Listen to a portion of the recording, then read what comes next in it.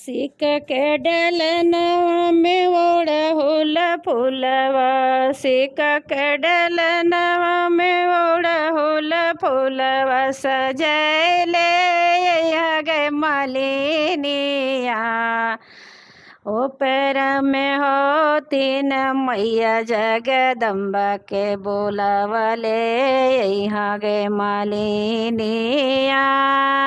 ऊपर में है तीन मैया जगदम्बा के बोलावले यहाँ गे मालिनी। बोलावले यहाँ गे मालिनिया, सजवले यहाँ गे मालिनिया।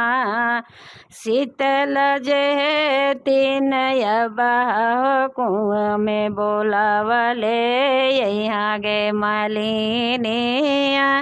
सिक के डलनवा में ओढ़हुल फूलवा सजवले यहाँ गे मालिनिया।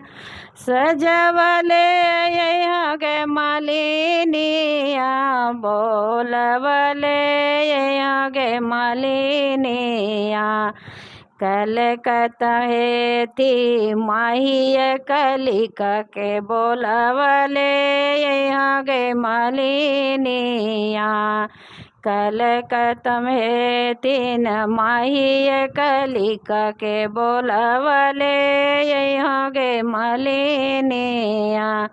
सिक के डलनवा में ओढ़हुल फूल सजवले यहाँ गे मालिनिया। सिक के डलनवा में ओढ़हुल फूल सजवले यहाँ गे मालिनिया। देवघर में है तीन मैया जगदम्बा के बोलावले यहाँ गे मालिनिया। देवघर में है तीन मैया जगदम्बा के बोलावले यहाँ गे मालिनिया। सिक के डलनवा में ओढ़हुल फूलवा सजवले यहाँ गे मालिनिया। सजवले यहाँ गे मालिनिया। पटना में है तीन मैया पटन देवी के बोलावले यहाँ गे मालिनिया। पटना में है तीन मैया पटन देवी के बोलावले यहाँ गे मालिनिया। सिक के डलनवा में ओढ़हुल फूलवा सजवले यहाँ गे मालिनिया।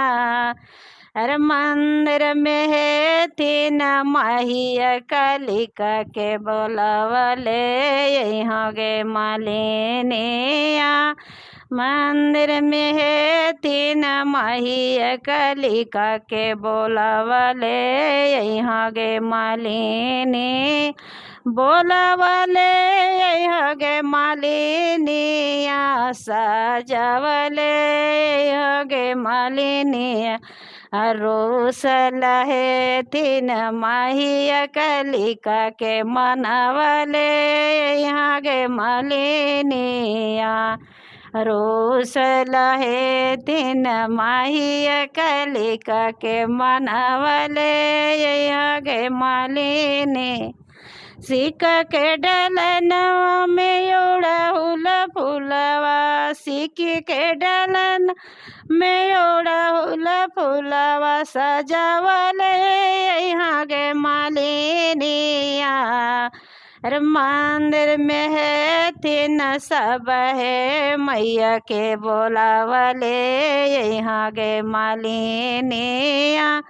बोलावले यहाँ गे मालिनिया, मानवले यहाँ गे मालिनिया।